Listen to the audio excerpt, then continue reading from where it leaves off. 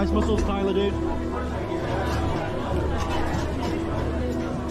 I actually give a whole talk about treating our work like an athletic event. And when you see it that way, doesn't mean you don't have fun. And I mean, having a shift drink and hanging with the people you just did battle with should never be taken away. But I mean, what's wrong with like calling that out a little bit? It almost feels like our industry is growing up a little bit. And I know it's easy to hold on to what was and to really glorify it. And I liked the School of Hard Knocks. I liked how hard life was. I felt like I was doing something not a lot of people could handle, but it doesn't mean it needs to be the norm. And I think that to have that stuff challenged, I don't think is that awful. I admit I don't look like the athlete of the day supposed to look. My belly's just a little big, my hand is just a little big, but brother, I am bad and they know I'm bad. And there were two bad people. One was John Wayne and he's dead, brother, and the other one's right here. If you just shut the fuck up for 30 seconds, you might learn something. Welcome to Plumluvfoods Live, #1 live digital audio industry show for chefs by chefs. Hosted by multi-time Food Network winner and award-winning chef, Chef Plum, and culinary veteran and star of the Food Saver commercial, Chef Jeffy. So wrap, date, and rotate because the boys are about to set your Nissan flaws. Here are the Good Brothers. Oh yeah! What's happening, everybody? Plumluvfoods Live is now live on them internets right now for you. It's your boy Chef Plum hanging out with you. We are live and proud here on the internet, having a good time as always here on a Thursday. I poured myself a nice brand new fresh glass of Guinness. So we're going to talk about Guinness in a minute because we are still number 157 or some shit like that up in Ireland. Go figure. We'll figure that out later. Not to mention, shout out to Canada. Can't wait to talk about Canada more when the boys get in here in a minute. Tonight, we got a great show. Let me tell you what's happening right now. You guys ready for this? Listen, we're not done yet. It's been barbecue last week. It's going to be barbecue again this week. Chef Plum and the Plumluvfoods Live culinary cavalcade of carnivore cooks is going to keep it rolling in here with you all day, all week, all summer long. It's barbecue season. That's what we're talking about. And I'm not by myself talking about this, friends. No. I got the Good Brothers with me themselves. I got the one, the only. Chef Dan is right here with us. Coming back at you. Dan's trying to press it at the same time I pressed it. Here he is. Hello. I'm Dan, so what's happy up? to be here. Yo, we're talking barbecue. I want to like light some shit up. Like this weekend, I'm thinking about like really getting into the grill, getting hard, like cooking some shit up. So I'm excited about this cavalcade of carnivore cooks. I like that. I can't say that shit. I just cuss a lot because I can't remember all them words. I am dysfunctional by I don't know, by nature. It's in my DNA. I don't know, but man, you do big things, and I love to eat. Well, you're the man, and sitting over there in the third mic seat now, the one and only Chef Jeffy is back from the dead. Jeffy, thanks for saving those babies last week. We appreciate you. You are the man. Yeah. Listen, I'm out here doing God's work. You are, and we're happy to see you here sitting in the third mic seat, which is great. It's I'm just great. happy to be part of the show. You guys, I'm just so blessed to know you both. We've had a couple of great programs here, here with Dan sitting in the big chair. He's been doing a great job. Dude, Dan is the big chair. What are you talking about? I sit on his lap before I get a chance. What are you talking about? All right. Dan's one of my heroes. You know that. Dan's up in these streets. You can't stop Dan. Come on. This shit happens sometimes. Jeffy, that's what it is. Thank you, Jeff. That's what it is. I'm out here saving babies. Dan's got to step in. Big shoes. But he did it. He did it like a G. Well, last week's show, shout out to Canada. First time we've ever been ranked in Canada. We were number 90 in Canada for our program. How about that? What's that all about? I maple syrup and pine cones and mousses. Okay, your Canadian accent's terrible. I can't tell if it's Canadian or if you're from like West Africa. Well, I feel like if we were to put the Pangea back together. Yeah. Canada and West Africa are probably pretty close. Jesus Christ, Jeff! How did we get here? How do these things happen? I don't know. Do you like hot fudge sundaes?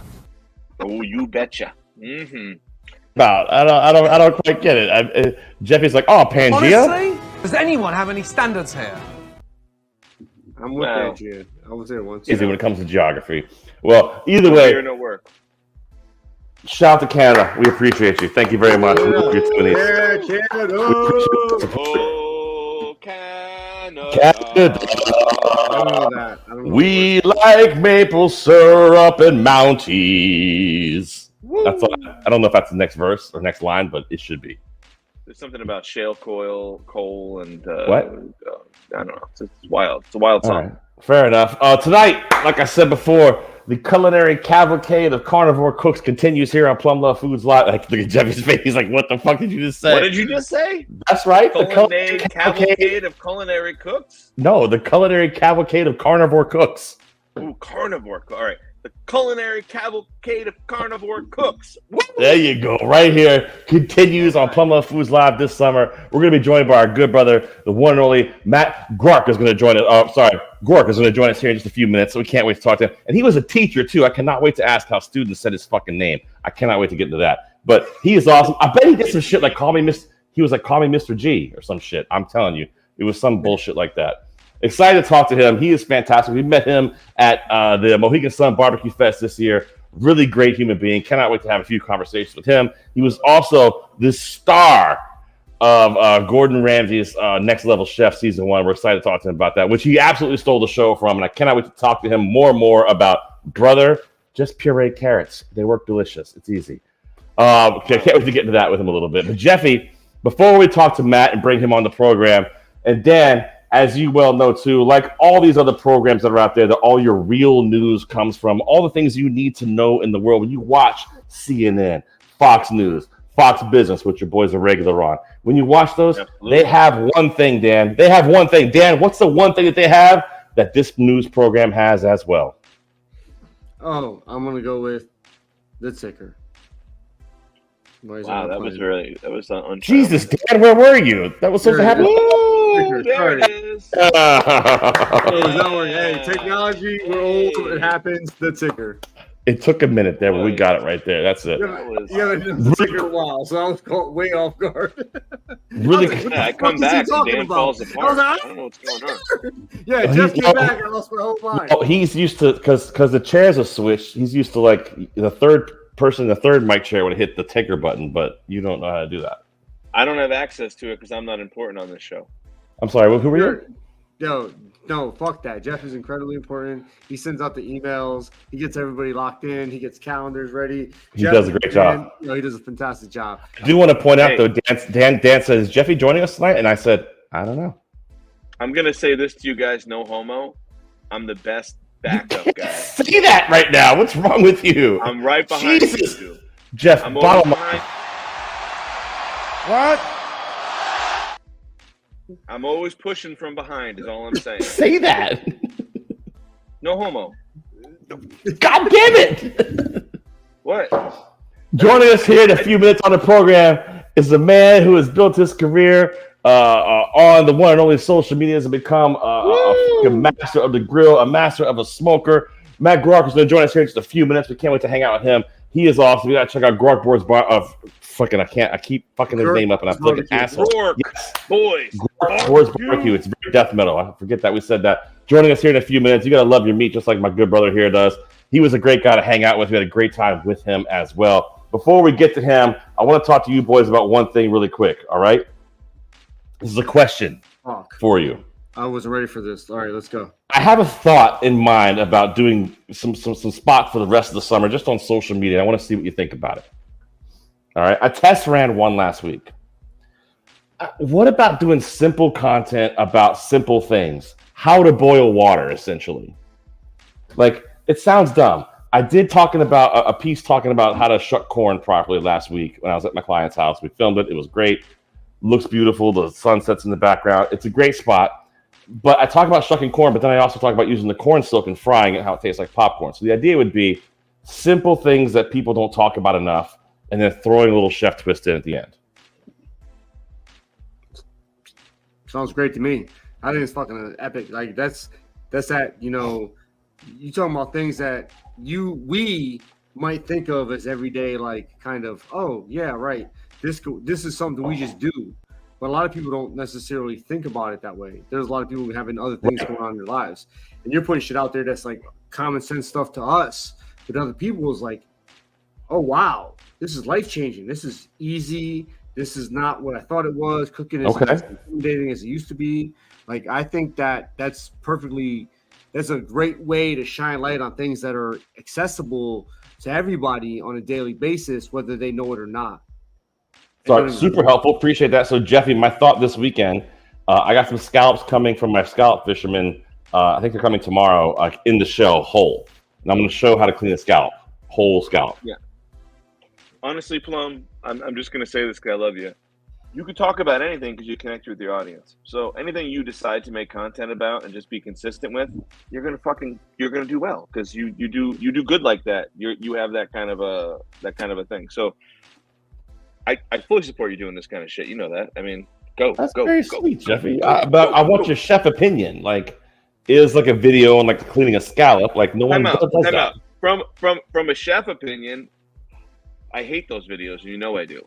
By the way, gentlemen, foreshadowing. Go ahead, Jeffy. But from a producer's point of view, and from somebody who's trying to help make content and help somebody brand, I think reaching out to everyone and showing everyone the things that to me seem lame because I'm like, oh wow, that's like whatever, you know what I mean? But like Dan just said, not everybody thinks like us. Like we're 20 plus years in the business each, so it's like, it's a different wavelength. You know what I mean? Like I'm not watching the same videos. I get off on watching the videos of like the chocolatier that does some shit. We know what videos you get off on, Jeffy. We've seen those videos. We've seen your browser history. You and I have that agreement. I erase it every 15, 30 If an accident happens, you sent me the letter. If an accident happens, I have all your passwords. I can eliminate all your browser history for your family season. You give me the word. I got it. I got you, homie. That would be crazy if I cared about that kind of stuff. Ladies and gentlemen, first of all, I appreciate all your support. You guys are very sweet to me. Ladies and gentlemen, we're going to continue this whole wonderful barbecue session that we are talking about here on the program. We got a good brother joining us tonight that we met a few weeks back. Who I'm trying to do an intro. What are you doing? I'm hype manning you.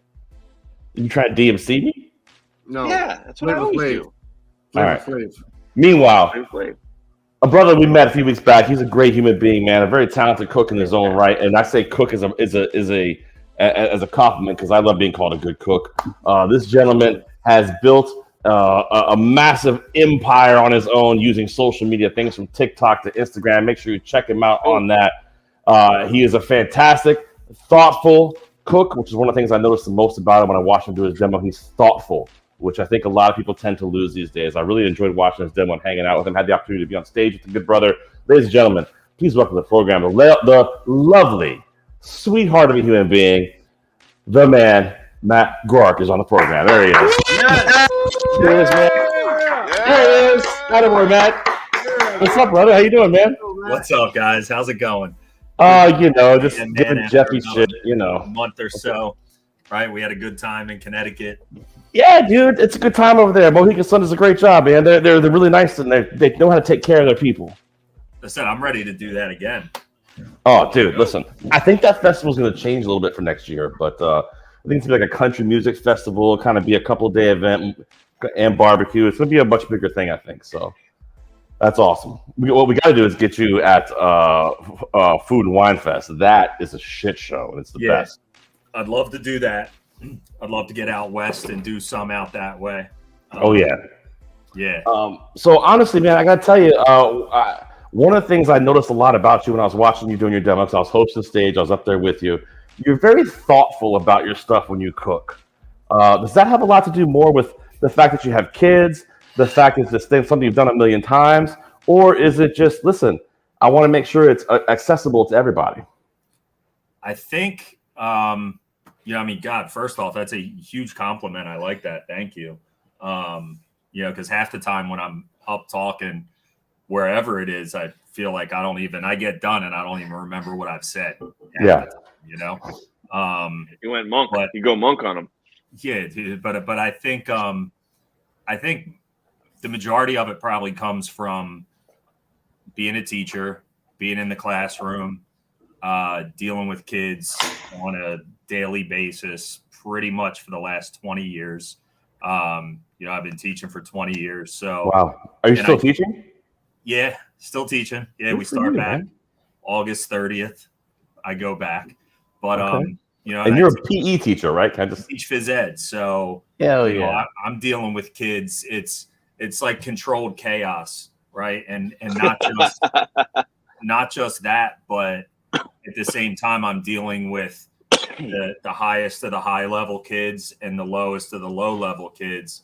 And I have to figure out a way, especially when we're in the classroom teaching health or driver's ed or first aid CPR. Like we're teaching, I'm not just teaching gym class where we roll out a ball. I'm teaching these kids like about driving and getting a license and being, so to find a way to be able to make that accessible and break it into like chunks that even the low level kids can understand and be able to take in and apply.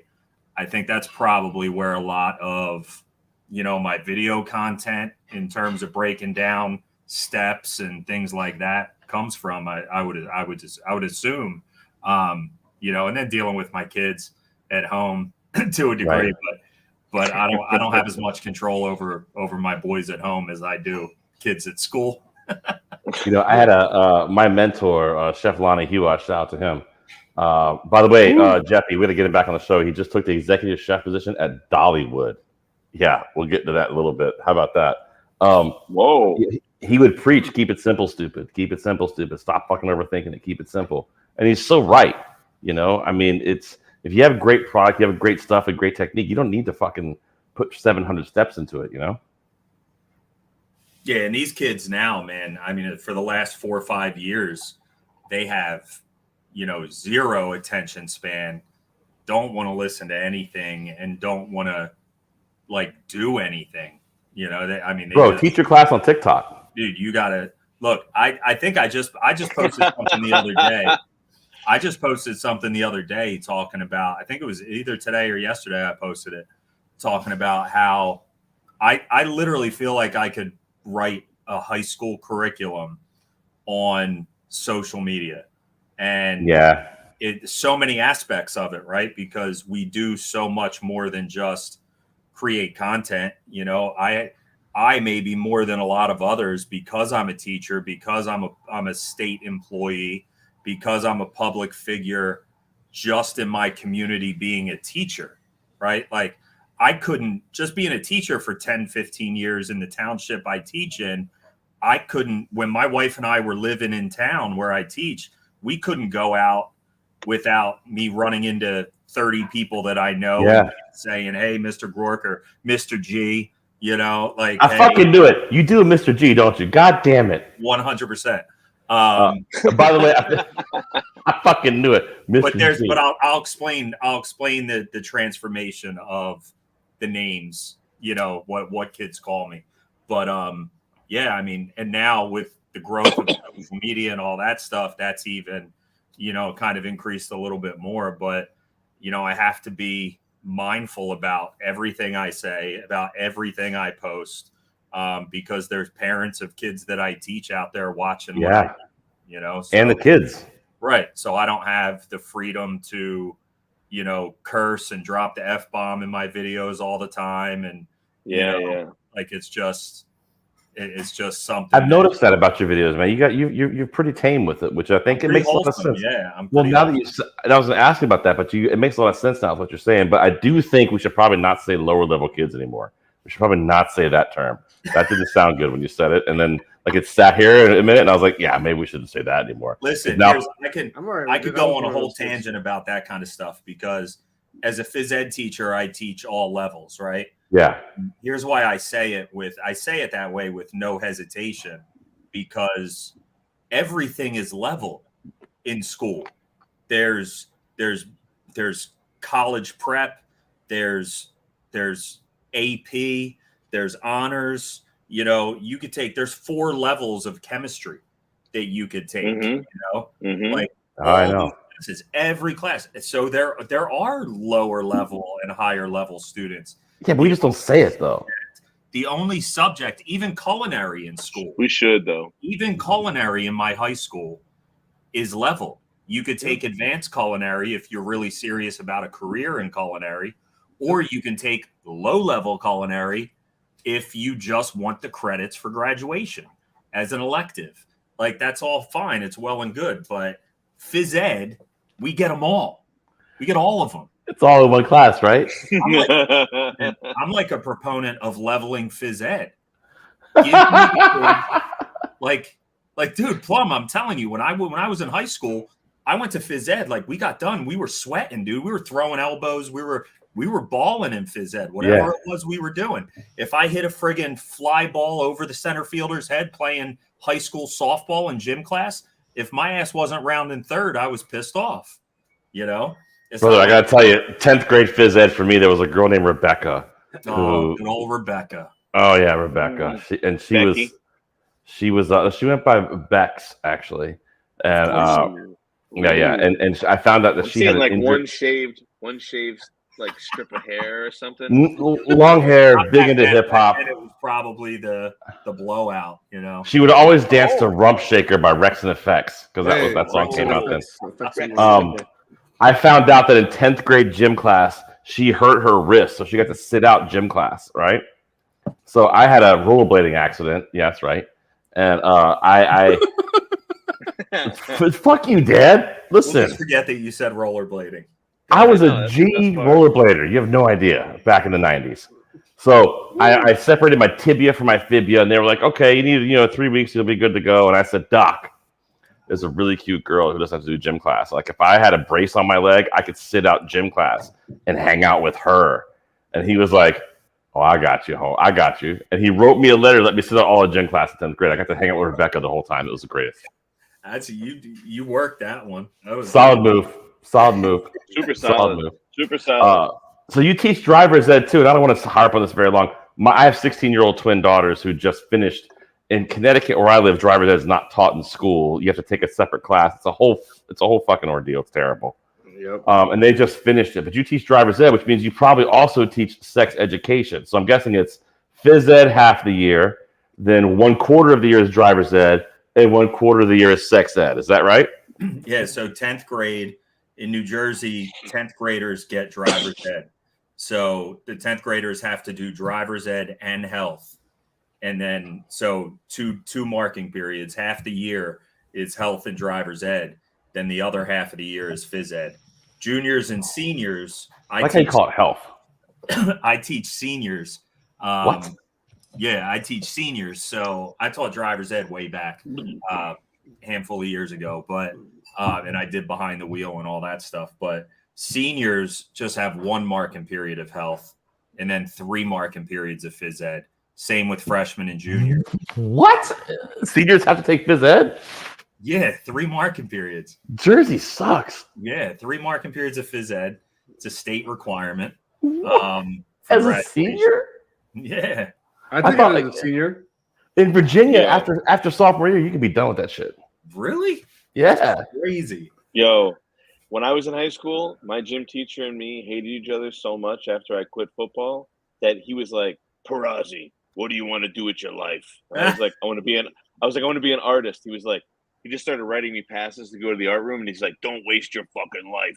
And he threw me the pass, and I would come in and I would make him bowls and like cups and stuff that he still has. Shout out Mr. Miller if he's still alive. I don't know. I haven't seen him in years. That's but awesome. He was a cool gym teacher. That's He gave me an 85 average in gym class every marking period straight across because he said, you know what, you're not fucking around. I appreciate you. I would go to gym class and fight him. We would fight every day about everything, you know. So he just sent you to art.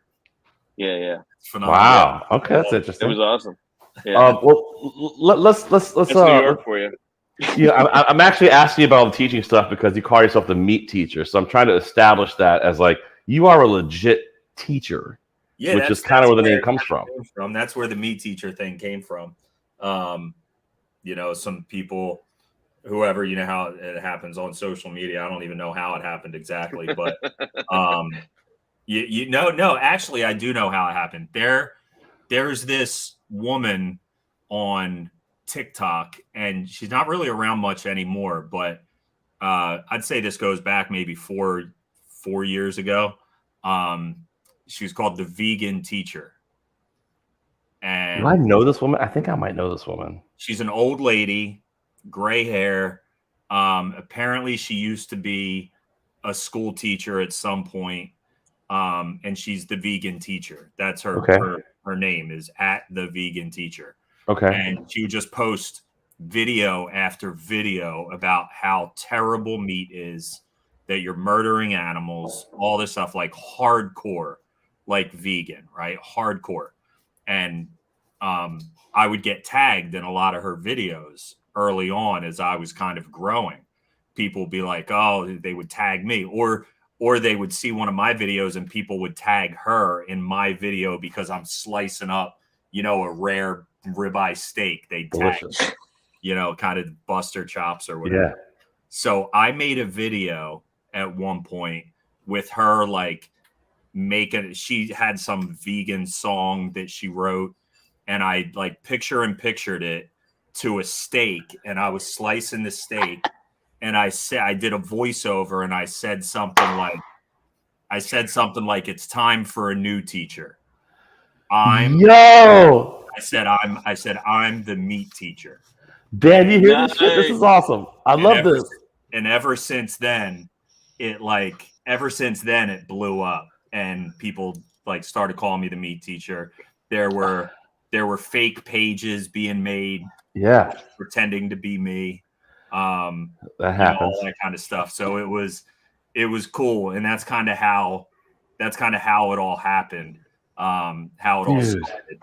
Like, here you go. Ready?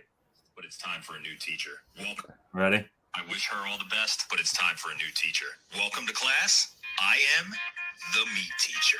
Welcome to the world's toughest culinary competition. All the drama takes place on a food. So like I did a whole. That's awesome. Did a whole thing like I'm the meat teacher, and it was a picture of her and like that whole stuff. So that's kind of how it was born. Oh, I want to get her on. Jeff, can we get her on the program, Jeff? We can definitely try. Just so we can start shit. Just so we can talk shit to her and then like make her hang up. Oh, like a 2-minute podcast. Listen, Matt, you don't even understand. Like I was a pro wrestler back in the day. Like I am all about running a gimmick and fucking starting shit. I love it. See, you missed our demo. I don't think you were around for our demo at Mohegan, were you? No. And you missed it. We got to end up getting like 400 people around us. I make everybody dance. It gets wild. It turns into a rock concert. I was there for you and Chef Chad's comedy hour. He's a good brother, man. I think a lot of Chad. He's a good guy. Stand-up routine. I was friggin' dying. It was funny. It was great. It was G-rated too, which is really hard, but that's no, okay. You guys did good. Brother, I love that story so much. Like, I think there needs to be more of that. Well, look, I mean, if I had advice to give people that are starting out on social media and wanting to grow a platform, my best advice is to start beef with someone. Okay, that's awesome. And you're absolutely right. Dude, wait, you're absolutely right. But there's one thing that I want to take it back to what you said about teaching a class to kids about social media and what you just said there. Like I said, I have 16-year-old daughters, and I have 3 daughters, but like my twins are 16. And ever since they were little, I have beaten to their head, everything you do on social media is forever. It's forever. Just remember that. It's forever. And your class, I think, is awesome. Like that's what I would put that as the headline. This is forever, no matter what you think. Like I could write a curriculum on marketing, on building a business, on branding yourself, on partnerships and brand deals, and I could also write a whole part of that curriculum on internet safety and social media responsibility and all these things. Like it could be a year-long course. But the starting a beef, I couldn't agree with more. Like I want to do that so bad. Jeff won't let me. I want to do that so bad. I want to run a gimmick. I would reach out to them and say, "Hey, here's what we're gonna do," and we plan it like fucking pro wrestling. It would be incredible. 1000% exactly what I did.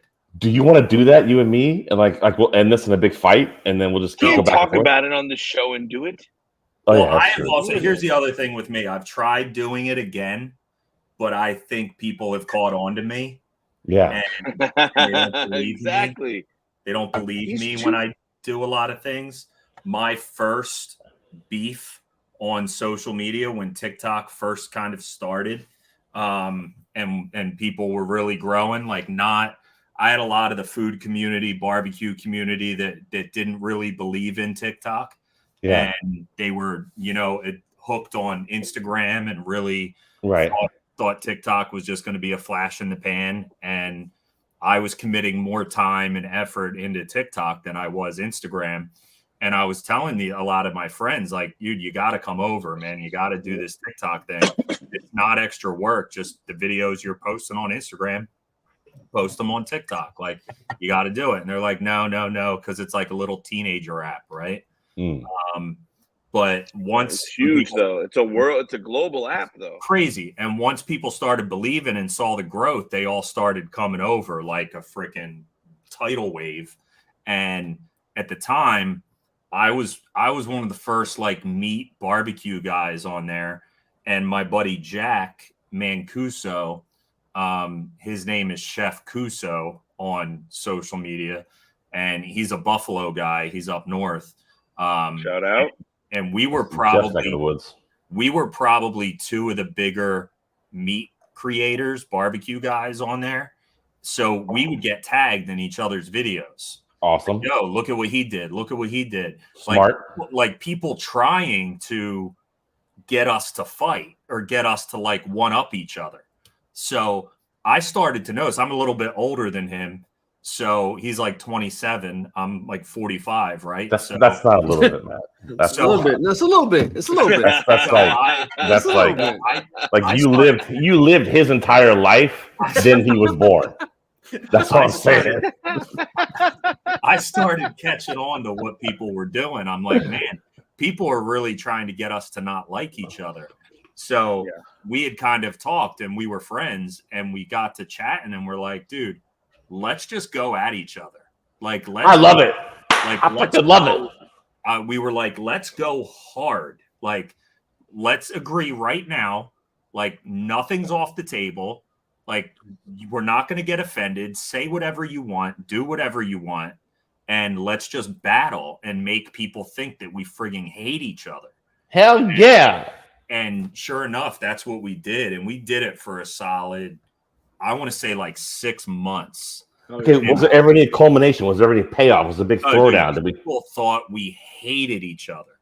And then next thing you know, we're both like on our way to 1 million followers. And we're like, all right, so we were both at like 800,000 on TikTok. We were getting close. So we started like a battle, like who's going to get to 1 million first. And we started doing shit talking videos back and forth. Wow. Is this whole thing. And it absolutely was the beginning. And Jack would probably say the same thing. It was the beginning of our growth on that platform for both of us. I think it was what really pushed us over the edge. And, here we are now. I can't believe you're saying this here. That was our road to 1 million. And now here we are, both over 3 million followers. Jesus 5 Christ. million, 5+ million across platforms. Like, good God, Matt. It's just crazy, man. And, does that pay off though? Like, are you getting paid from having millions of followers on TikTok? Does that work out well? Yeah. You don't have to give us numbers. I'm just wondering. Listen, if there's anything I like talking about, it's like, because I think it's something that's not really talked about a lot and people don't know. I'm just curious. Okay, so you have 5 million followers across platforms. Like, why are you still teaching? Right? Like, that's what I mean. Like, is it good money? Is it like okay money? Is it like inconsistent money? So it's inconsistent is probably the best way to describe it. Every platform monetizes, right? You can monetize every platform. Yeah, I've gotten paid from Instagram. TikTok, right? The TikTok monetization sucks for the most part. Instagram was running a bonus program for Reels for a while, and it was pretty good, and then it shut down. Facebook, same thing. It was going good, and then it shut down. They took away the bonus program. Well, Matt, just to chime in real quick, I just got a message from Facebook a couple days ago. They're like, we'll pay you $30,000 a month if you post more videos here than other platforms. And like, I was like, this is crazy talk, right? I was like, yeah, of course I'll do it. But was it definitely Facebook or was it some like? Oh, I'm gonna look the message up. Yeah, it was 100% Facebook. Definitely Facebook, because Facebook's trying to combat. So they all have these opportunities to monetize. Some better $30,000. Yeah, it's insane. Well, I mean, I know I have friends that are making between 20 and 30K a month on Facebook alone. See, that's how many views are those guys getting? Because I mean, I don't get that many views for that shit. I mean, millions, but yeah, it's all ad revenue, just like YouTube, right? And on Facebook, what's happened is, you know, Facebook has Reels, the short form video, but the big money, just like on YouTube, is more long form. So yeah, anything that can keep them on the platform longer is what they like. The magic number on Facebook, if you go to, you know, I could give you 3 or 4 different accounts to go look at. And if you look at all their videos, you'll notice one thing. All their videos are like 3 minutes and 1 second long, 3 minutes and 2 seconds long. So that's the money spot for them. And you get ad revenue off of those videos. You get ad revenue off your shorts. So, you know, whereas I'm making right now on Facebook probably between, and I don't do the long form stuff. I'm just starting to do those like 3-minute videos, but mine's all strictly shorts. The best month I've had on Facebook was like 7 or 8 grand. Right now I'm probably lingering between 2 and 3. That's great though. Yeah. Oh, it's great. It's great. Yeah, it's great. And I don't know why you're a teacher. You can do it because you love it, probably. And then, yeah, I mean, right. And then, you know, you look at an app like Snapchat, you know, from the app itself, I don't make any money off TikTok. I might make a few $100 a month. The money from TikTok comes from the following I have and the brand deals I get from. Yeah, because of that following. Because of the following. And because dude, I can't tell you how much I appreciate that info that you just gave out there to people, because no one ever really talks about that. Like on that level, you just brought that up, brother. That is so awesome that you would share that, and we would never ask you to share that. Like the fact that I think it's, look, there's so much opportunity, and if I had a master class to be able to hand people to say, here, do this, and this is where you'll end up. Like I would pay for that right now, by the way. Man, there's so much. These platforms and these brands have so much friggin' money. There's so much opportunity out there for people. And look, I want nothing more than more people to be able to do it. I mean, it's changed my life. You know, Snapchat, which used to be, we all know why Snapchat started and why Snapchat got it's a dick pic program. Like, yeah. Right. Like, I'm a high school teacher. All the kids in high school use Snapchat. You wonder why? Because pictures disappear, right? Mm-hmm. Disappear, right? Allegedly. I could get them. Right. But Snapchat has now jumped on the whole bandwagon, and they have, over the last year, had 3 different ways to monetize, starting with spotlight videos, which are the equivalent of YouTube Shorts, Instagram Reels. Spotlight videos are short form on Snapchat. And if you had spotlight videos that went viral, you made money. And it's crazy because you would go viral and you would earn diamonds, right? Snapchat gives you diamonds. They pay in diamonds? That's crazy. Now, a diamond... You just send you an envelope with a fucking diamond in it? This is what's crazy. Plum, it's going to blow your mind. A diamond has $1 value, right? Like 1 diamond is worth 1 penny, you know? And if 1,000 diamonds is worth $100. Okay. So it's all like math, right? Which I'm a gym teacher, so we don't need to go there. But he's like, I made $7. I'm with you. But when that first happened, I was posting on there because I knew it was a possibility. I never thought it would happen, but you had kids that were on Snapchat making $100,000 in a month. Oh my God. Like becoming rich in a matter of a couple months. And it's insane. I started doing it and I had 3 or 4 videos blow up in the millions on Snapchat. And about a month later, I got diamonds in my account. And I randomly see these diamonds. I'm like, what the fuck? Like, what is this? Yeah. And I had like, dude, Plum, I had like 300,000 diamonds in my account, right? On Snapchat. So do the math. 30 grand. 30 grand in 1 month. Holy Christ, brother. It wasn't even a month. It was like a week that I posted those videos in. What the fuck? You know? And it's crazy. But then what happens, it's almost like they see that happens. So like the first month it went nuts. I was at like 30 grand. Then the second month I'm all excited, like, oh my God, I'm gonna do this again. This is gonna change everything. And then it's like it's down to 18,000, which still I'm like losing my shit. Great. And then it's down to 9,000, and then it's down to 1,000. You know, so it's like what Jeff said earlier, like it's so inconsistent. Yeah. I could never at this point, even with everything, I could never stop teaching. But if you think about it as a whole, like in a year, like that's excess money you just made for the year. Right. On top, if you don't think about it, this is my job. My job is I'm a teacher. No, it's but like this is other stuff, and I just made another $100,000 a year by just posting my videos, cooking things that I want to do anyway. Yeah, I mean, I have essentially doubled the last two years. I have doubled my teaching salary. Amazing.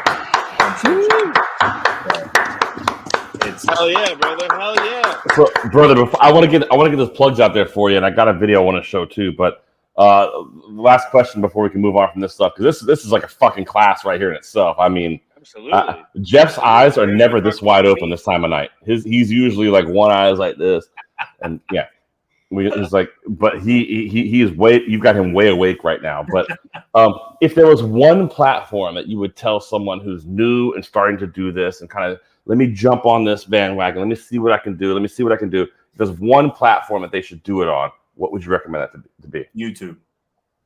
Really? Yeah. Yeah.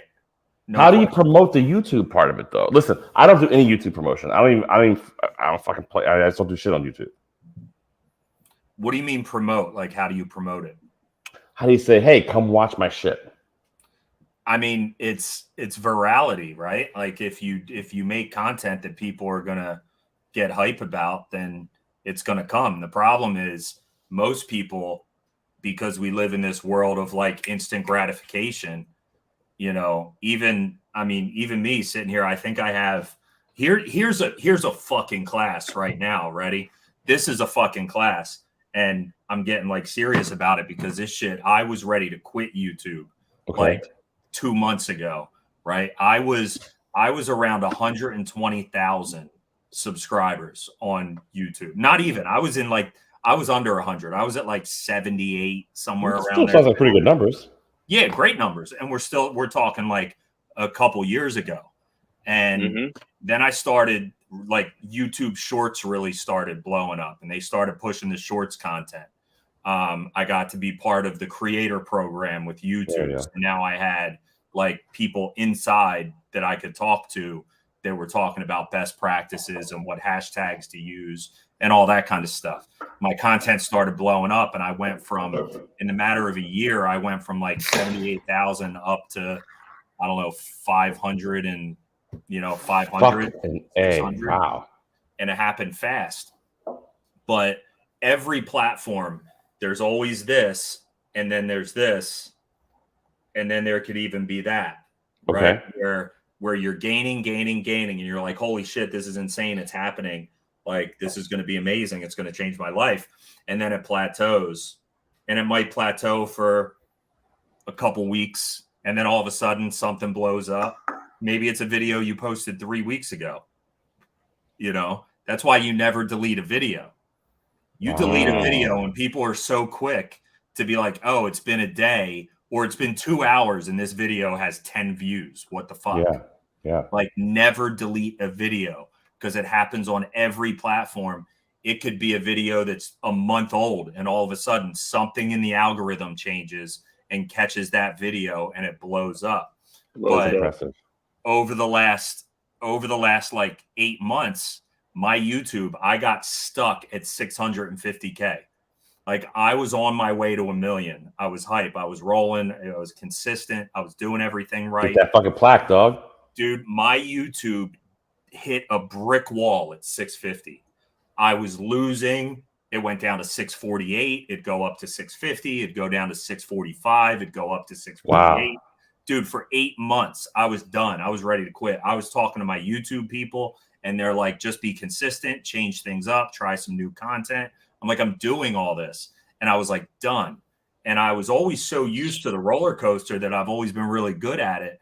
And I've always been the guy to give people that advice when they call me like, yo, I'm just plateaued, man. I don't know what to do. And my answer to them was always just keep posting. Okay. Just keep posting. Just keep posting like fucking Dory. Just keep swimming, right? Like just every day, once a week. What's the consistency level? What does it have to be? I was posting every day, sometimes 3 times a day. Jesus Christ. On brother. YouTube Shorts. And I for 8 months I couldn't figure it out. I was ready to quit. Yeah. And then a couple weeks ago, I started seeing a pretty steady increase. And then it started getting faster. And I'm like, in the last 2 weeks, I've gone from 650. I'm up at like 715 now. So I broke 7. I'm growing, like I've gained like 60,000 in the last, couple weeks, which is that's huge. great. So you're seeing that increase started happening. That's great. That hasn't happened in 8 months. So, wow. But I kept posting during those 8 months. I was still posting. Yeah, I was getting that content in there. I was cursing at my phone. I was stressed out. I was pissed, but I kept posting. Amazing. I could just kept posting. So that's like the biggest. So thing. do you need perpetual growth? I like consistently. Yeah, like is that something that helps with monetization? Like yeah. I mean, look, if I can, my goal on YouTube specifically is to continue the growth. And I think YouTube Shorts does a great job of helping with that. But then I'm very close to the point now where I need to start to shift into long form content. Like I have to because that's where the money is. Brother, that's awesome. We haven't plugged you at all. Dan, I know you're sitting here like it's a high school class. You can't help yourself. Those plugs out there for Matt because we were supposed to talk barbecue, and he has come out here and dropped a fucking masterclass on social media, which I was going to say, the social media teacher. Holy what's going fuck, on? this came out of nowhere. This is awesome. Dan, drop his plugs in there, brother. Yeah, I mean, I feel like my man already has the shit set up, but Groark Boys Barbecue, doing it big out there. Groark Boys Barbecue. The best plug man in business. You have no idea. There, you go check it out. You go look it up. I'm gonna spell it for you because it ain't easy. Groark. Dan, is he doing big Boys things? Barbecue, doing big things out there. YouTube, TikTok, IG, wherever it's at. Look it up. Yo, my man's doing big things, and he's dropping knowledge on how you yourself could be doing big things. Listen, you want to make $7.5 million a month like our good brother Matt here? Listen to it. That's what he's doing out there. I'm telling you. And he'll guarantee it too. If you don't make $7.5 million in your first month, hit him up. He'll fucking make it even for you. Yeah. He loves that. Brother, seriously, this is some serious knowledge here. I feel like I want to call you offline and have this conversation because I've never paid. So I've always been the TV route, and it's interesting because my show Restaurant Road Trip, our show Restaurant Road Trip that we do is on PBS, and we've done well. It's been great that we've done it. Their social media is shit, right? And we've been doing a whole thing on our page, on the Restaurant Road Trip page, where we're this summer we're posting great summer spots. It's old content that we've done years ago that we're just kind of reposting. It's like, here's a great summer spot for a lobster roll, and we show the video, and they're fun or whatever. When it's stupid, I do dumb shit. But we're getting more views on those than like all of the content that PBS has gotten in months. And I just don't, I guess my question for you, my last question when it comes to the social media stuff, for instance, something like Facebook is a platform.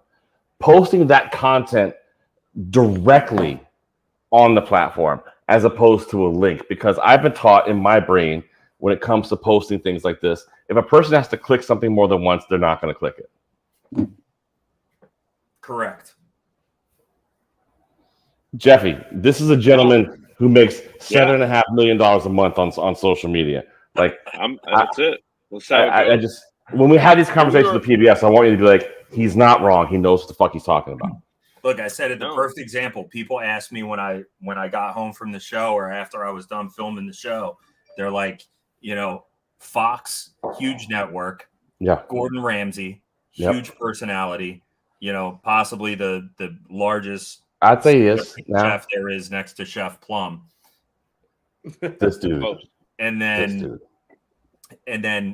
it's time slot after the Super Bowl, right? Directly after the Super Bowl. That's fucking awesome. And my Eagles were playing in it, right? So, so many people ask me, like, so did your social media blow up? Like, did you gain, millions of followers? And, my social media at that point had kind of already blown up, right? Like, I blew up before the show, but you would think being on that spotlight at that time slot after the Super Bowl with Gordon Ramsay on Fox, incredible, social media would get a nice pop, right? Huge. Yeah. It doesn't. Because the exact reason Plum said, for people to follow me on social media while they're watching Next Level Chef, look you up. It's too much clicking. No one's doing that. Mm-hmm. The only way that you get people to follow you is by putting viral content in front of their face or good quality. And it doesn't even have to be viral. It just has to add value to them. Now, if Fox had posted that and put your name on it and your handle, that might have done it. Maybe. Then it's easy. Or would have seen a jump. Or if Gordon Ramsay would have posted a clip of me on his social media page with my name, then people would do it. So that's how you gain followers. You gain followers by either having a viral video that people can just put, it pops up, it's in their face, or by some huge account like Gordon Ramsay, duetting your video. All these people get duetted by Gordon, right? He duets. Which is awesome. Yeah. Those people see a big jump because people can just click right on their name. And go follow. But no one's watching Next Level Chef and going, oh, who's this guy with the man bun? Oh, Matt Groak. Oh, I can't even fucking spell the name. Like, they're not searching for me. I'm not going to sit here and let you besmirch the good name of a man bun. Your man bun looks incredible. I just can't sit here and let that happen. Jeffy's not going to let that happen either. We can't let that happen. I know. There we go. Let's go. Make it a party. That's awesome. Brother, I have a video I want to show from your YouTube channel. This might be another lesson too. Oh, I want to show it just to piss Jeff off. Go ahead. Because it's the kind of shit that he hates. But just know when I show this video, this is not an insult. Like, we think you're awesome, and I'm so glad that we've become friends. Like, oh my God, what you do is incredible. And this video. I literally meant what I said when we brought you on the show, and I said, this brother right here, like, he's so likable, and he's so just the way you do demos is awesome. So just so you know, I'm saying that right now ahead of time. Oh my God, I can't wait to see what video this is. So we're gonna play a quick one. It's one of your YouTube shorts. I watched it and I just started shaking my head going, and listen, I'm a professional chef. It's French training for 30 years. I've worked in the industries. I've worked with some of the best chefs in the country. So is Jeff, so is Dan. Between the three of us, we have 90 years as fucking professional chefs in the industry. All right? Just throwing it out there. So when I saw this video, I was like, the fuck is he doing? And I went, this is that shit I'm talking about all the time. This is that shit. So here we go. You ready? All right, let's go. Show me this shit. It's official. #dishwasher steak. It's time to sous vide our steak in the dishwasher. Let's go. No soap, no dishes, just the steak. 1 hour, 45 minutes. And we're going. Oh my God. And we have a sous vide steak. I'll be honest, I'm feeling pretty good about this. Pat it dry. That's how you get the beautiful sear. Look at that sear. Cast iron is the answer. This might work. A little bit of salt, and then we're slicing it. Oh my God. Guys, seriously, mom and dad. Cooked in the dishwasher. That's crazy. And then pan seared. dishwasher steak to perfection. Cooked in the dishwasher. Probably should have taken it out before the rinse cycle. A little more rare. Perfect though. Dishwasher steak works. That's freaking background. We're okay with Led Zeppelin in the background. I'm okay with that. And my favorite part is you felt the need to say, okay, no soap. Like, well, really? I mean, No that's soap? important. I'm gonna give him props for no soap. Jeffy, you watch a video like this. If you were going to sous vide a steak, Jeffy, what temp would it be? 126. Yeah. Okay. Matt, what temperature was the dishwasher? I don't know, probably. God damn it! See, here we go. whatever temperature it is. And now, all right. Now, a million people who subscribe to you are going to go throw a fucking steak in the dishwasher. It's but terrible. What's crazy is that when I sliced into it, there was actually still pink. Like, that's what blew my mind. It was. We saw it. I mean, let's okay. Slow down. Stretch. I mean, that's slow like down. Mauve. Dude, so you're putting food coloring on your finger and rubbing it before the fucking showing on the camera. So if you're on YouTube at all, you'll know the name Guga. Yeah. So Guga has made, probably $1 million, brand and business, multi-million-dollar brand on just doing shit like that, right? Like, fuck. I mean, dude, he's cooking. Like, that's where I got that video from. I got that video from Guga. Yeah. He did a long form video, so like a 12 to 14 minute video on how many different ways he could cook a steak. And he did it on cast iron. He did it on all the normal stuff, right? On a grill, on, whatever. And then he started getting a little wacky, and he did it in a dishwasher, sous vide'd, and did what I did. See, this is that bullshit, man. Like, dude, he did it. He cooked a steak on an iron. Right, that makes sense. Freaking iron, like turned it up. That's some jail shit. Cooked the steak on it. That's that jail shit. Yeah. So that's where I got the idea from. But there's so many guys out there that have grown to, just insane numbers. It's the crazy shit. And they're not even cooking, right. They're just doing crazy shit. And that's not to say Guga can't cook. He cooked the shit out of a steak. It's obvious. He knows what he's doing. But the videos where he's cooking a normal steak don't do as well as the videos where he's cooking a Tito steak. Right. I agree. I mean, he dry aged a steak in Velveeta, like he did. He's done all that weird all shit. this crazy stuff. Yeah, Jeffy, I want you to stop justifying this. Like this is bullshit as a chef. Like, what the fuck are we talking about? Dan, Jeff did not get nearly as mad as I thought he would. Come on. I'm not a chef. You're not. No. This is like it's a conundrum. It's an enigma. Like you're caught within this like point in which you're like, yeah, I can see it working. He's so upset. He's rubbing his head. I can see it working. I see like the dishwasher working to an extent. Like if you make sure the time was what it's supposed to be, you can get it to the point where it's going to cook to a perfect rare, and then sear it to that medium rare. And it's like, yeah, it could work. So what else could work? Like I'm not like the iron, like, man, that shit can work. Pool outside right now, the pool outside here in my house in Amagansett in the Hamptons where I'm working is 88 degrees. I'm going to sous vide steak that motherfucker. You ain't cooking shit in 88. Go ahead, man. You ain't cooking shit in 88 degrees. But if dishwasher that gets 150 degrees, you can cook some shit in it. Like that's exactly. Matt, look, I busted your balls. It's a great video. It's mind blowing, but it's also genius. It's like it's fucking with the everything you were taught. Everything you were taught, like culinary school, CIA, like restaurant business, 25 years. You're like, no. But then you're like, wait, but it can work. You have to go, yes, you know what? It's possible.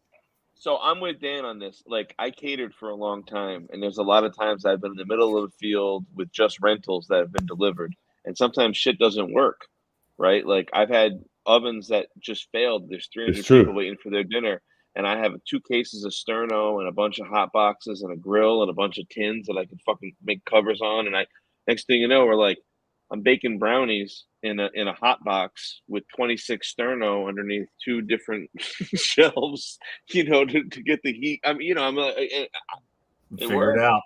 It worked. So it's like, well, Jeff, Dan, we did that party 2 years ago for our good brother Fish. We did 5 courses for his wedding, and we used hot boxes to fucking cook everything, basically.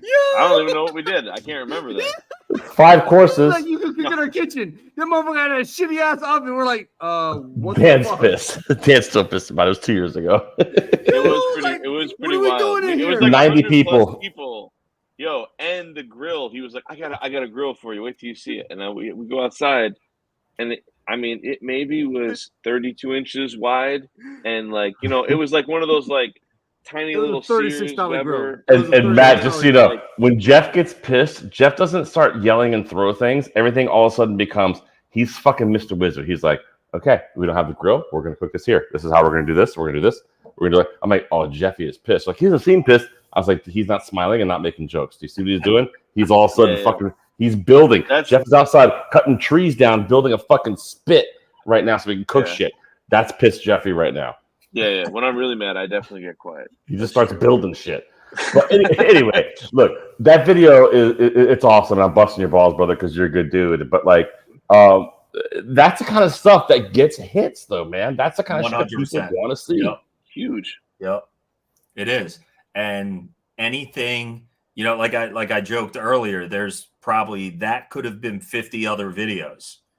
No doubt. I think like a video to bust my balls about, you could close your eyes and like play a video and you could probably bust my balls about it.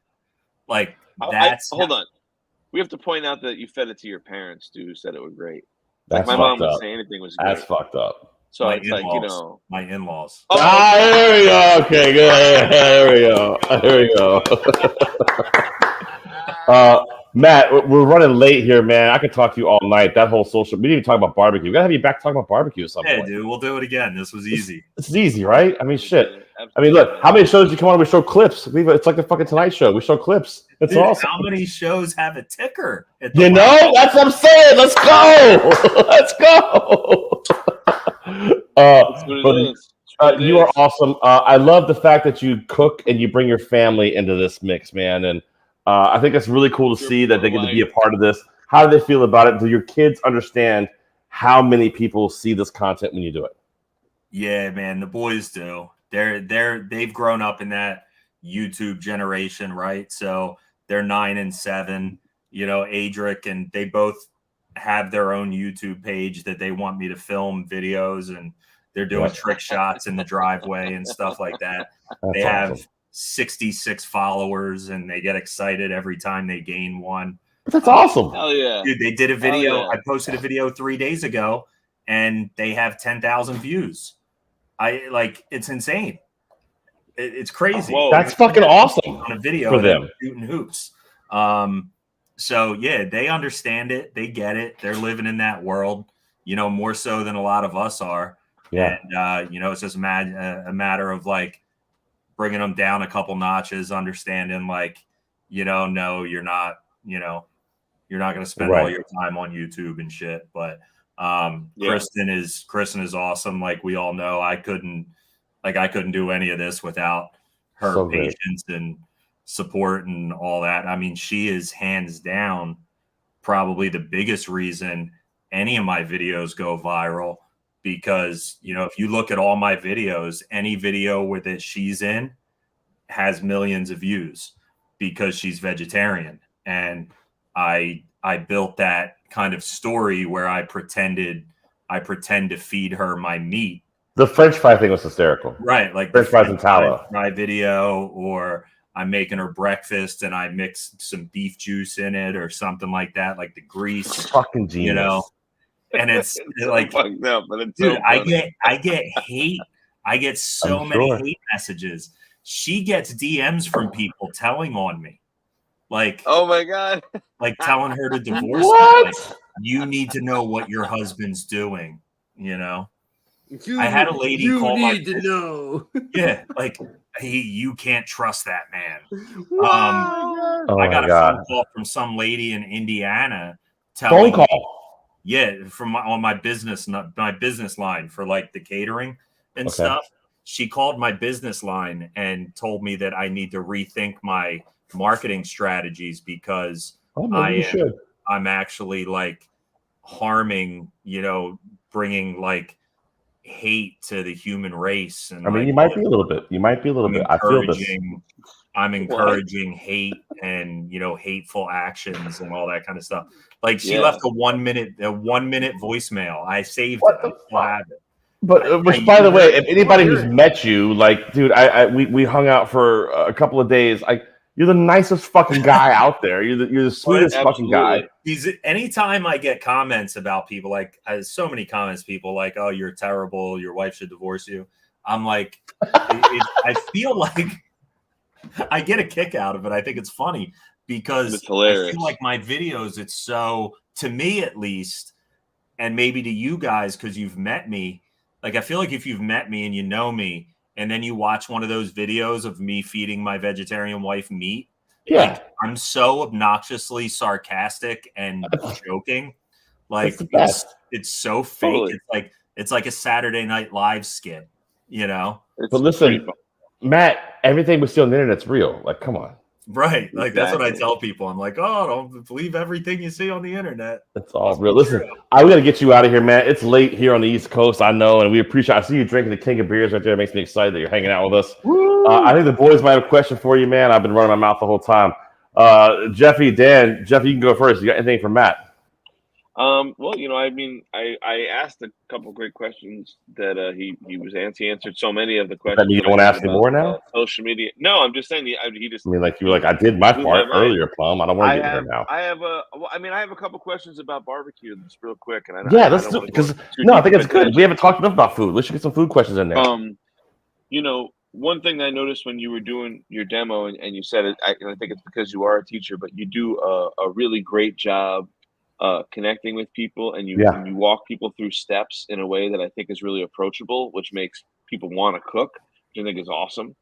Is there something that you're making or that you want to make for people that maybe you haven't been able to figure out, like how to do it for people in a way that's easy enough to make for a video? Like, is there a dish or is there something that you like kind of want to make, but it's like, fuck, how am I going to do this on a 14-minute video for people to connect with or understand? I think I've cooked a lot of brisket, and it's the one thing that I think people are so scared of. For one, it's expensive, and for two, it has the least wiggle room for error. Well, I had a great barbecue show on my NPR show last week, and two of the barbecue guys I had on there both said, like, they go out to another barbecue place and they judge it by the brisket. Yeah. And, I think I've been hesitant to, because I really have so much still to learn. I think when it comes to brisket, all my other, meats, I'm really confident with. I would say I probably lack a little bit of confidence with brisket. Wow. It's something I continue to kind of work on, and I probably haven't. I don't think I've done. I would love to get to a point where I could do a long form video on brisket and feel really confident about what I'm putting out there for people. I think I could certainly chunk it in a way to, steps. Like it's not a difficult process. It's just, there's so many factors involved that could make it just go haywire. I've turned brisket into beef jerky. I have turned, I take brisket out and it's been like rubber because it didn't cook long enough or whatever. Like, so I think I really want to get to a point where I could put out some content where, it's a full length brisket cook. Fortunately, I'm working, and this might help answer the question. Like, I'm working and I have so many people around me that are masters at it. in part. Part of that is kind of what we talked about earlier. Whataretheycooking.com is a project I'm working on that everyone's going to find a lot out about, come the end of August into September. Yeah. I'm partnered up with some guys that are just powerhouses in that space. Jeremy Yoder, Mad Scientist Barbecue on YouTube, on Instagram. He is just like, he's the go-to. If you type in how to cook on an offset smoker, he probably is one of the first accounts to come up. Oh, that's awesome. Wow. So he's involved, and the amount of knowledge that I'm soaking in, from these people, is huge. I did a podcast a couple days ago, and I think I posted, not as good as this one. I did not nearly. It was too like a little bow tie and pretty. It was too much. I don't know if you noticed, but these three hosts of this show, we all suns out, guns out. You know what I'm saying? Like, let's roll. Let's go, baby. But I posted a clip from it on my Instagram, just talking about relationships, right? And the growth and the success that you have has everything to do with the people that, which way do I point? The people that you're surrounded with, right? Yeah. And that couldn't be more true. So, I'd love to get, I don't think I've yet to do like a full legit brisket cook. And that's something that I'd love to be able to do. So that's interesting. Your process when you're perfecting it, do you do it like scientific? Are you like taking notes at every cook and like stuff like that? Or is it like soul cooking? You're doing it I'm just kind of, I go by feel and all that kind of stuff. I don't have a notepad. I know Jeremy, high five, brother. That's how I cook too. Yeah, like I wing it, man. Like Jeremy Yoder he uses yellow legal pads. Oh, wow. He's like a yellow legal pad guy. And yeah. Step and process are written out, So yeah, no, I'm not that guy at all. Brother, I have a wood burning oven, like a pizza oven at my client's house. And tonight I did a slice of tuna that just came out of the water. I did in there. And I did some sea bass, some black sea bass, which is amazing in there with like a little pink peppercorns and lemon zest. Nothing like fish, man, over nice. Let me just tell you, like, and I work in Montauk, which is the very end of Long Island on the summer. And dude, it's the most delicious shit ever. And it looked beautiful. I put it on my Instagram. It's on the story. You should check it out. Dude, I have a pizza oven, one of the Gosney, the Gosney pizza oven in my backyard. I haven't used it yet. What? But I can't friggin' wait to throw some wood in that thing. And that's what I should do. I should just get a whole fish. Fucking throw a fish in there, brother. Yeah. A whole fish in there. Dude, I got to see how the summer goes. I know you start school soon, man, but we got to get you out to the Hamptons to come hang out and cook some shit, man. Dude, I'm down. I'm in. Let's do awesome. it. Yeah. Dan, throw this man a question before we get him out of here. It's already fucking 17 minutes longer than we should have him here. Hey, yo. Yeah, I got a bunch of questions. But just one. Just one question. I'm gonna narrow it down. So you talking about whataretheycooking.com.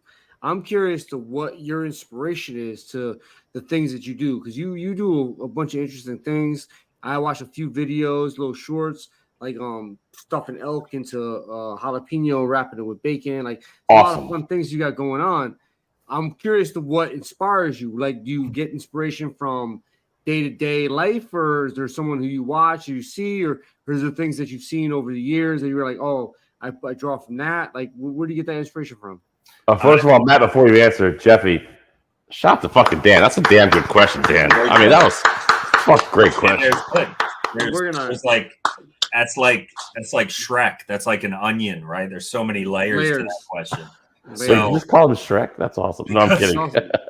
No, appreciate it. And I wonder what Jeff's looking at right now, by the way. Jeff is like head down, not paying attention to us.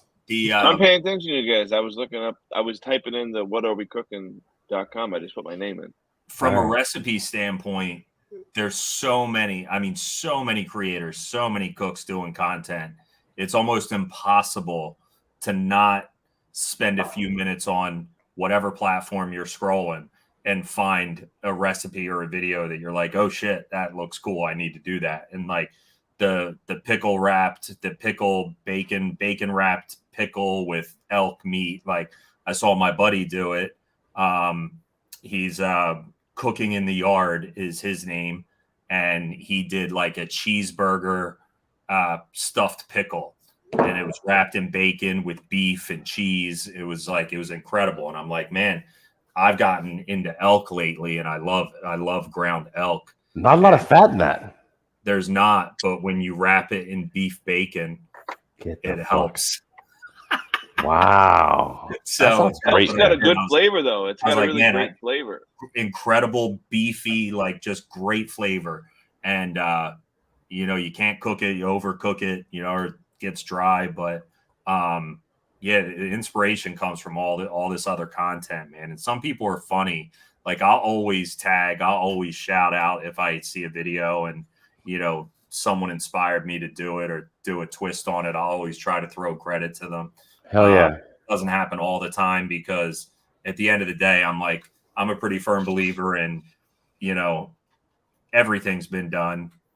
There aren't many original recipes out there anymore. There's just your take on it. So there's a lot of people out there on social media that are claiming that they're the first to ever do this. And, they get all, puff their chest out and get all tough about it and defensive if someone does it and doesn't tag them, which is just crazy because it's all been done. Right. So, I get so much inspiration from people like that. But then there's the layer that like this whole social media thing, like where's my inspiration come from just in life and where I'm going and what I want out of all this. And I just look at social media and the growth and the opportunities I've had from it, the money I make from it as like just a tool in my tool belt, right? Like I want to grow so far beyond social media. Like, and that's what, like, whatatheycooking.com is a big part of that. I don't want to be limited by, the inconsistency of the money on social media. I don't want to be limited by worrying if TikTok's going to get banned by the United States. It could all be gone tomorrow. In a second. My 5 million followers could be gone tomorrow, right? Like we all know that. Amen. Amen. And as long as I'm using the opportunity I have now to build something bigger than social media and build a brand and build, something beyond that where I'm making passive income and I'm making money while I sleep, whether it's through merch or products or, whatatheycooking.com, that's what's going to happen. And the beautiful thing about that, I'll give you kind of a little bit of a hint, is the beautiful thing about whatatheycooking.com is it's going to take this whole social media thing and content, and it's going to flip it on its head because it's going to be content on our terms, our food, what we want to put out to people, the classes, the teachers, the lessons we want to teach, the food we want to bring to people in the way that we want to bring it. And there's not going to be anything that's going to stop us from doing anything we want to do in terms of content. And that's what it's about. So love it. Be on the lookout for it. We have a lot of subscriptions on your phone, right? Yeah. You look at your phone, you're like, oh shit, I didn't even know I'm paying $7 a month for that. Just went through it actually. Well, I'll leave you with a hint, and you're going to have in about 2 months, you're going to have to add another subscription to that phone. Damn. Okay. Well, listen, that's what's up. If you need another chef who's got purple hair to be involved, I'd love to check it out. We'll talk about it for sure. It's already been mentioned. There you go. Look at that. Dude, let's go. Yep. It was awesome. Matt, you are the man, brother. Last one for me before we get you out of here. Really have enjoyed this conversation. You were awesome. Could fucking hang out with you all night long. That sounded weird, but I meant it in the weirdest way possible. I definitely meant it in the weirdest way possible. My wife's gone for a week, so I'm solo. So whatever. Take it however you want. Love the man bun. Getting strange around here. Hey, people who are starting up and doing some barbecuing at home, learning, kind of getting involved with it, they need a tool. What would be the most important tool? What would be the most? You tell them, hey, get one of these. You need to have this. Get a kettle grill. Get a kettle. Like a the black ones that are kind of just a kettle of charcoal or whatever you want to put underneath it, and then get something that you can cook Performer with charcoal. Yeah. Weber Performer, Weber kettle, SNS kettle. SNS is a great company, makes incredible kettles too. But I mean, you could pick up a kettle at Home Depot for $99. Yep. You know, it doesn't matter. If you want to get into this and you want to cook and you want to grill and you want to barbecue in your backyard, you got to learn how to control fire. And the best way to start learning that is with charcoal in your backyard with a kettle.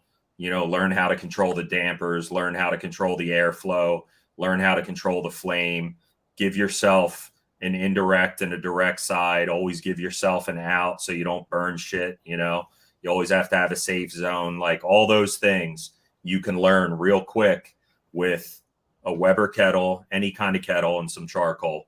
And then you can start getting into adding wood to it, and you know, eventually that's where it's at. You know, eventually get to a point where you're just using the charcoal to ignite the wood, and then you're burning the wood down to ashes, and you're cooking on wood fire. And that's, you know, if you want to learn that and that's what you want to do, that's the perfect way to start. Fucking love it, man. That's awesome. And get yourself a good thermometer. Get a kettle grill and a good thermometer, and you're good to go. For real, yeah. There you go, Matt. I use Dude, you're so fun. I don't even know if you realize how awesome you are, and we appreciate your time. Seriously, man. I know, man. Seriously, you're the man.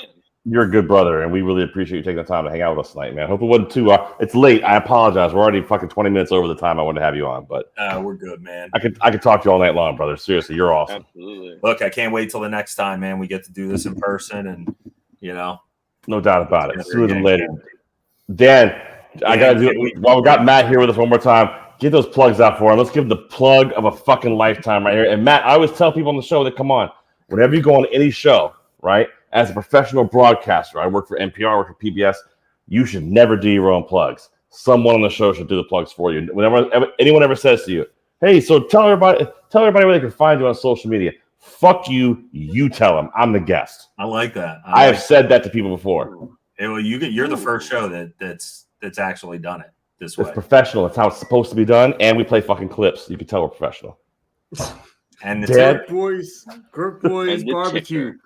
Groark Boys Barbecue. Check them out. Yo, my man's doing all kinds of shit. Groark Boys Barbecue on fucking YouTube, on IG, TikTok. My man's got over 5 million. Yo, keep adding to that. Let them know. Shine out. I'm in Groark. Groark. Boys Barbecue. Doing it big. Check them out. There it is, ladies and gentlemen. The legendary Matt Groak on the program. Thank you, Matt. We appreciate you, brother. Love you, bro. Thank you. Love you guys back. You were the man, brother. We appreciate you. We'll talk to you soon. Be safe. Take care of the family. We'll talk to you soon. There he goes, ladies and gentlemen. The legendary Matt Groak. I'm double clicking here on everybody. What a great human being, man. Really appreciate that conversation so much. What a great guy. I thought we talked barbecue. This dude broke so much knowledge on all of us. It was incredible about social media, Jeffy.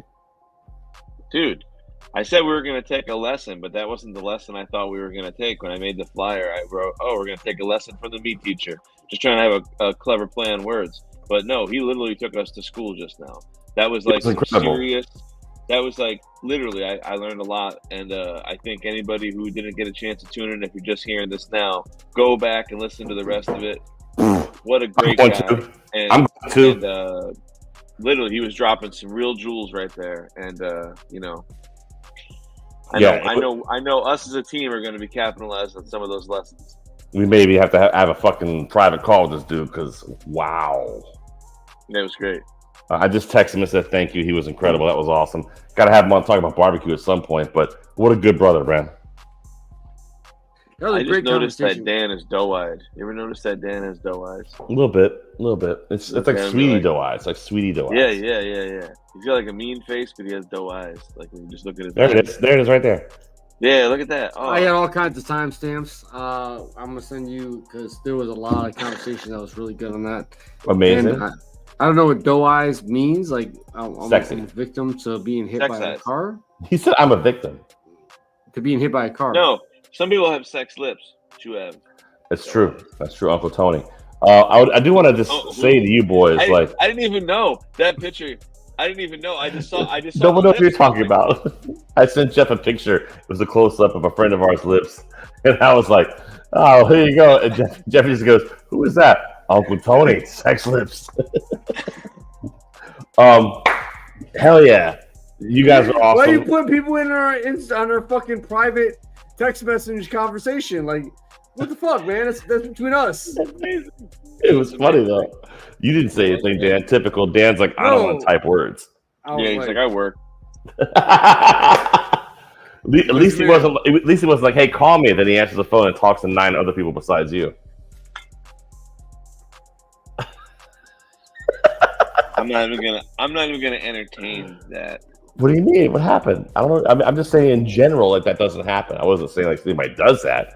I'm saying in general. I don't do that. Yeah. You're saying I don't do that. I talk to the person on the phone. I mean, this is the CNN view. I've been in a situation where I've been talking to somebody on the phone and they talk to other people. So it's happened to me too. It's happened to me too. It's a weird thing. It doesn't happen often, but definitely happens with a certain someone every now and then. You know. Occasionally. Yeah. The meat guy because way more important than you. The fucking fish guy, the veggie guy, the fucking hot dog guy. It doesn't matter. Mother at CVS. It don't fucking matter. People, and they're at the bar, they're hanging out with multiple people, and they don't even answer their own fucking phone.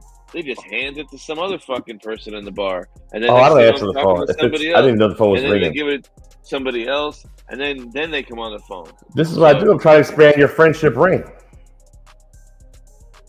The people that I introduced you to. What? Wow. There's a lot going on right now, people.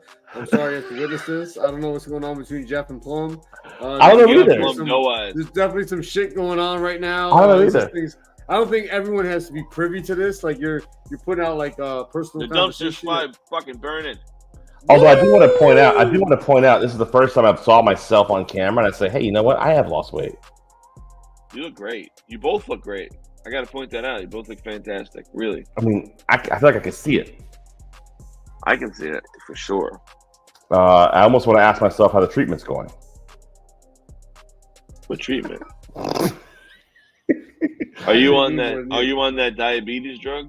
Diabetes. There's a diabetes drug that's making everybody skinny. I'm on Guinness, is what I'm on, and it's working out well. Shout out to Canada, shout out to Ireland for giving us massive props. Canada, Ireland, Spain, Australia. We love it. We love it. That's what's up. I gave myself horrible heartburn because I tried 3 different drinks. Well, listen, friends. Yeah, we'll do it. So I got a great comment right here from my friend Lee Boyle. She's very excited. She thinks we'll throw this one out there too. Too funny that I'm a natural, or maybe she's talking about you, Jeffy. You're a natural, Jeffy. There you go. You love this and are a natural. I think she's talking about you, probably. That's talking about Dan. I don't think. I know. Me and Dan are naturals. Yep. Yeah, 100%. Look at Dan's eyes. They're doughy. They're doughy for sure. Shout out to Matt Groak for joining the program here, the meat teacher. Good times hanging out with him this evening. Love that guy. I think there's a whole bunch more to cover with him next time we have him on the program for sure. We appreciate you guys taking the time to join us. Thank you to our friends in Canada. Thank you to our friends here in the States. Thank you to our friends in Ireland. You know what I want to see, Jeffy? You know what I want to see, Dan? I want us to be number 27 in New Zealand. Can we make that happen? Let's go. New Zealand. Why are you hesitant? I'm just trying to connect with the people of New Zealand, and I'm drawing a blank. Kiwis. I don't think you're supposed to call them that. New Zealand, I love your Sauvignon Blanc. I think you make a delicious Sauvignon Blanc. Delicious. I'd love to have that too. New Zealand, I also love your fried tarantula. I love your fried tarantula. I love your lamb. Fried tarantula. I love your lamb. They have good lamb. I like your lamb a lot. The lamb. If you want the best lamb you can find, everyone knows New Zealand. Have yourself a nice fucking glass of Sauvignon Blanc, a delicious seared lamb in New Zealand. This all sounds incredible. Count me in. Are Samoans from New Zealand? What? No, but I almost bit the hook. I almost bit the hook you just dropped, and I'm glad I didn't. But are they? No. Dan is upset with you. They're not. You're positive. Jesus, Dan. You're not positive though. Dan. I am positive. Samoans are from Samoa, bro. Like, what the fuck are you talking about? So what? Okay. Yeah. But they're like, Thank you, Jeff. Thank you for your Ladies contribution. and gentlemen, Jeff Perazzi on the program this evening. Jeff, yes, thank There he you. is. Jeffy, thanks for joining us. We appreciate you. Shout out to you for saving babies, Jeffy. You are the man. Always. There he goes. Always great having Jeff on the program, Dan. It was a good time. You know, I was happy Jeff was here. It was That is to have great. him. It was I great. appreciate him. You know, I He's appreciate hanging him. out with his Samoan brethren in New Zealand. Samoan Brotherland. What the fuck? Ladies and gentlemen, my name is Chef Plum. Thank you for taking time to join us this evening. For Chef Dan, for Chef Jeffy, my name is Chef Plum. Shout out to our guest tonight, Matt Groak, for joining the program. Much love to him. We appreciate him so much for being on the program and breaking down so much information for us. Yeah, always a great conversation. Can't wait to hang out with him in the future. Next week, another program joining you live right here. I'm scared to do this, but I got to do it. Jeffy, you still with us? yeah. Hey, who's joining us next week? Some Samoan fella from New Zealand. Samoans are the most populous of New Zealand-specific island communities. What are you reading? What is this? I'm trying to find out if there's Samoans Why'd you bring in him New back? Zealand. Could you just answer the question? Oh, yeah. Kyle from The Vulgar Chef is going to be on next week to gross us out, make us fucking love life, and fill our holes with happiness. Oh, God. Vulgar Chef will be here next week. For Chef Jeffy, for Chef Dan, my name is Chef Plum. Thanks for joining us here on Plumluvfoods Live. Bologna pie and fried mayonnaise for your Oh, mama. boy. We'll see you guys on down the road. Remember, food is one of the most important things to have in life. Everything important in life revolves around food. Let's make sure we give the time it deserves. We'll see you guys next week right here on Plumluvfoods Live. Taking over the Minutets.